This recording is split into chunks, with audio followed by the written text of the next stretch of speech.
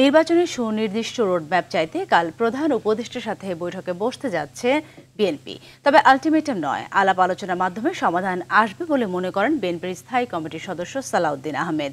নির্বাচন ছাড়া ক্ষমতা দীর্ঘ করে কাউকে সুযোগ করে দিলে জাতি মেনে নিবে না বলে হুঁশিয়ারি দেন তিনি। রিপোর্ট করছেন জাহিদ রহমান। রাজনৈতিক দলগুলোর সাথে এর আগে প্রধান উপদেষ্টার একাধিক বৈঠকে নির্বাচনী রোডম্যাপ দেওয়ার আশ্বাস থাকলেও বাস্তব চিত্র ভিন্ন। দিন যত গড়াচ্ছে ক্ষমতাকে দীর্ঘ করতে সরকারের ভেতরে থাকা একটি গোষ্ঠীর নানা রকম বক্তব্য নির্বাচন নিয়ে ধোঁয়াশা সৃষ্টি করছে বলে মনে করেন বিএনপির স্থায়ী কমিটির সদস্য সালাউদ্দিন আহমেদ।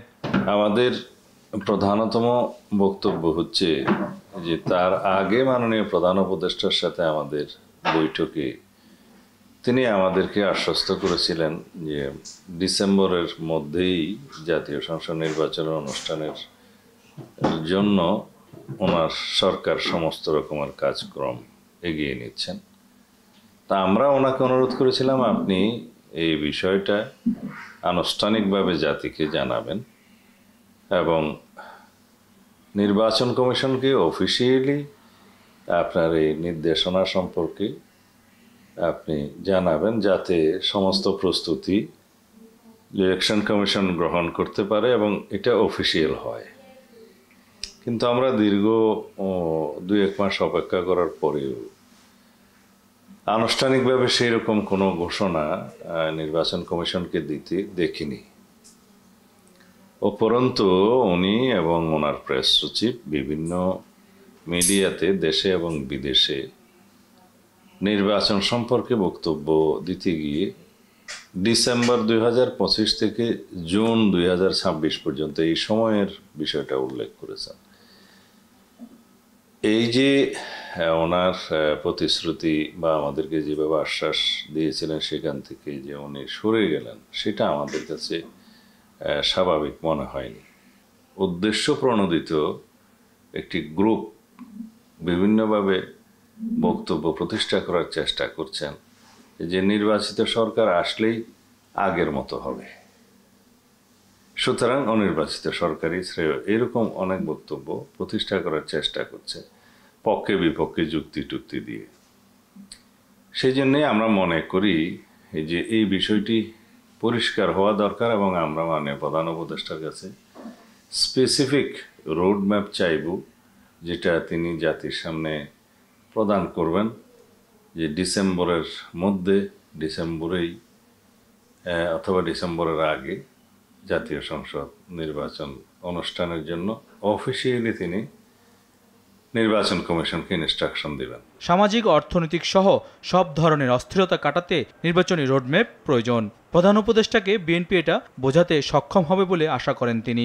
জাতীয় সংসদ নির্বাচনের বিলম্ব হওয়ার জন্য দিচ্ছে, যাদের প্রস্তাবের অভ্যন্তরীণ বক্তব্য হচ্ছে ওগুলো গ্রহণ করলে নির্বাচন অনেক বিলম্বিত হবে অথবা অনিশ্চিত পরিবেশের দিকে যাবে, সেই জিনিসটা কেটে যাবে, এই অনিশ্চিত ভাবটা কেটে যাবে। আমরা একটা সিদ্ধান্ত উপনীত হতে পারবো যে ডিসেম্বরের মধ্যে, ডিসেম্বরের আগে জাতীয় সংসদ নির্বাচন অনুষ্ঠিত হতে যাচ্ছে।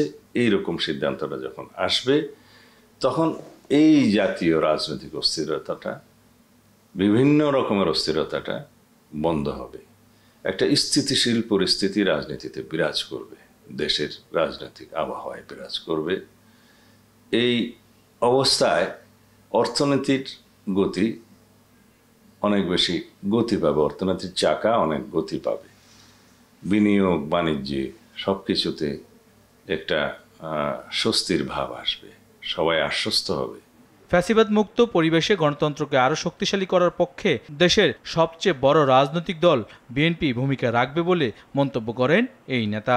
গণতান্ত্রিক প্রক্রিয়ায় আমরা যে কথাবার্তা বলছি এবং বিভিন্ন সমিতিতে আমাদের বক্তব্য প্রদান করছি বা প্রেসের মাধ্যমে জানাচ্ছি, এটাও কিন্তু গণতান্ত্রিক প্রক্রিয়ায় আন্দোলন।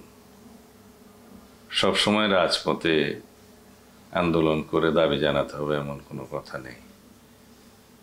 তা আমরা আলাপ আলোচনাতে বিশ্বাস করি।